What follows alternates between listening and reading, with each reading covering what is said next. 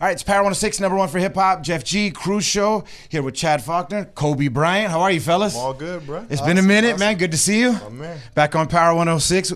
Speaking of power, how long have you listened to the radio station? Come on, man. All the time, bro. I've been a Power 106 fan for a long time, man. You know that. Yeah, I know, man. And you've been blessing us for a long time. We're here at the Mamba Sports Academy.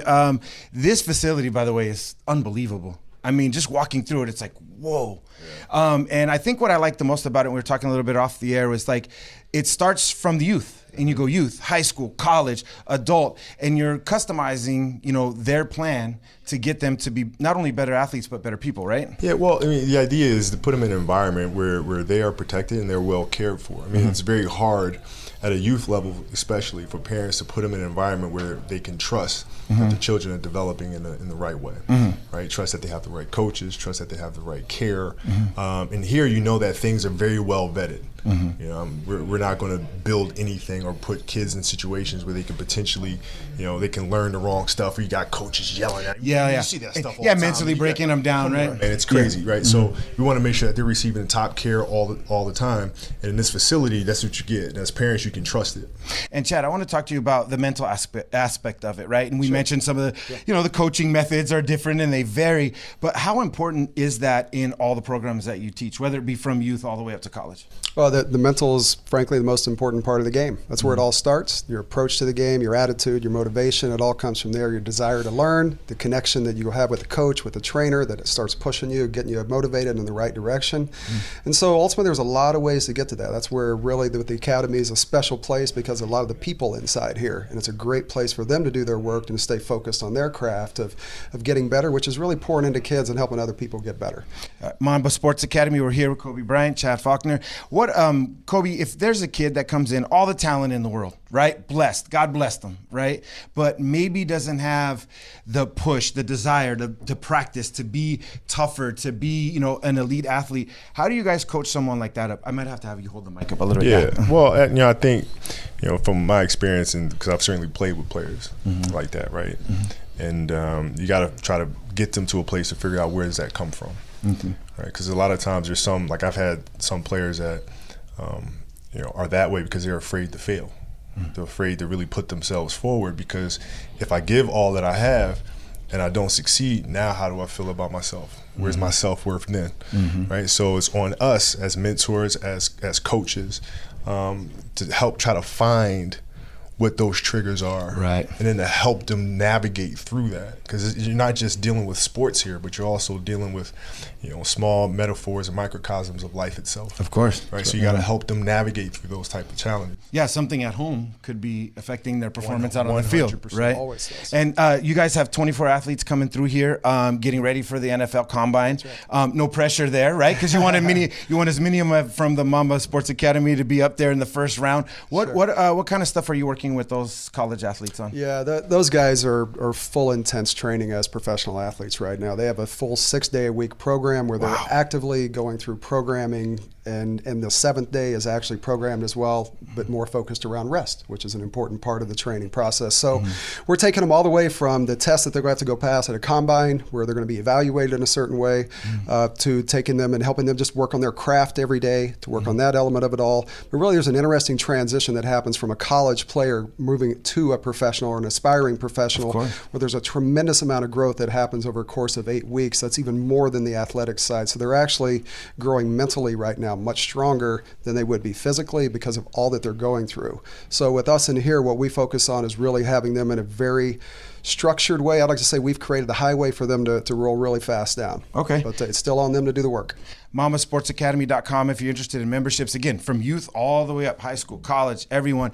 I wanted to ask you, I read Mamba Mentality, by the way. Some people read their kids, nursery rhymes and stuff. I read my kids, they're 10 and 12, Mamba Mentality, because it really gears them up. I noticed that a lot of the philosophies from the book, from the preparation to the recovery to the mental aspects, you guys are carrying those same philosophies right here at the Academy, right? Yeah. It's just, we're just extending it, right? We just actually built a facility in which we can actually embody those philosophies and help athletes get better, right? And a lot of it's not just about the craft itself, but it's also the emotional stuff that comes along with it, right? It's the psychological stuff that comes along with it.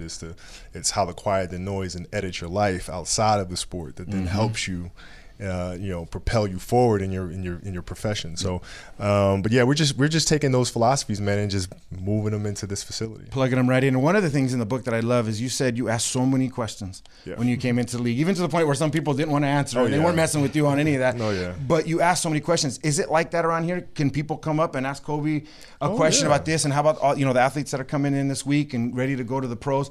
How much do they pick your brain and yours? Both of you? We just spent about 45 minutes with the athletes just before we came in here, just talking about various things, man, and different stories and different experiences, some of the things that they're going through, and helping them deal with that stuff, not just on the court stuff or on the field stuff, but also off of it. So quite a bit. What's the most common question? I have to ask. Well, a lot of it is the balance of personal life and professional, right? It's a lot of that. How do you balance both? Can you do both? That sort of thing. You're very busy with Granity as well. I'm looking forward to the book. Thank you. Wizenard, that's cool. Explain why you decided to go with sports fantasy. Well, a lot of it is similar to what we're doing here. We're just doing it through a different medium. It's right. It's about inspiring and helping the next generation of athletes.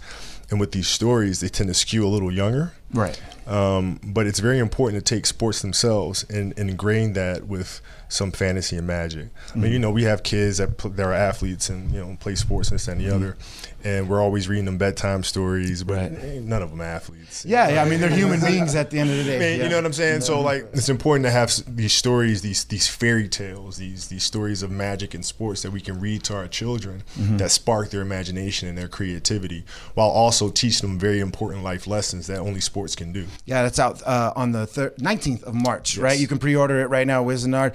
Let me ask you too about where are we keeping Oscar in the house?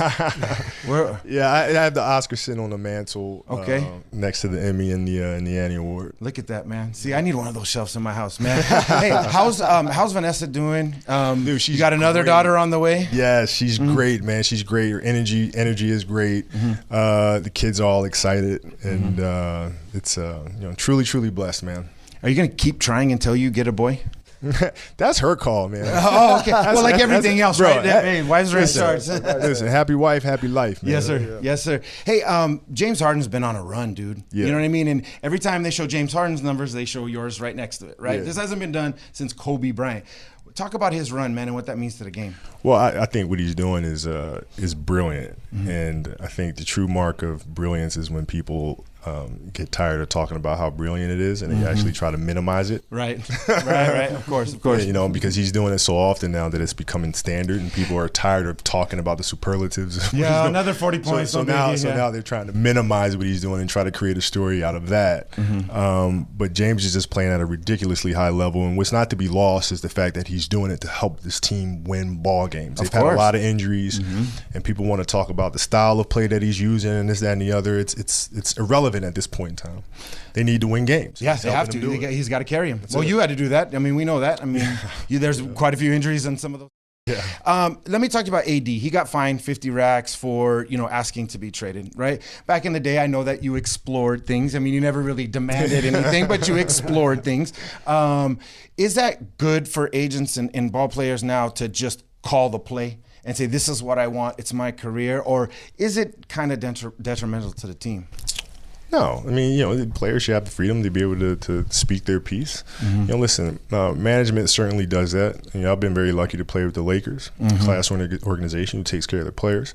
But a lot of players aren't that fortunate, man. And at the first sign that they can improve themselves, they'll cash you aside, right? And so you can't just have it one way and say, okay, players need to be loyal to organizations, but not demand the same thing the other way around. Yeah. So until that day happens, players should definitely have the opportunity to speak up and control their own fate. It's just the way it should be. It's fair. Absolutely. One last question. LeBron, a lot of people never thought that would happen in a Lakers uniform. I'm sure you've had conversations since he's come over, right? Yeah. He did something really cool outside, off the court, where he stepped up and made sure that Octavia Spencer was equally paid in his next Netflix project, right? So, Netflix kind of has like a little bit of a history of, maybe not doing equal pay. We saw that with Monique, and he stepped in and said, listen, if I'm doing this project, I'm back in this project, I want to make sure everybody's on the same level.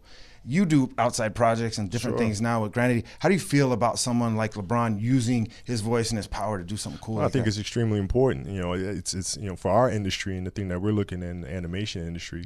Diversity is a really big issue, and that's something that we're definitely looking to tackle and providing more opportunities to a diverse set of animators and storytellers, of course, to be able to have a voice within the industry, and be able to create characters of color and have authors and animators of color.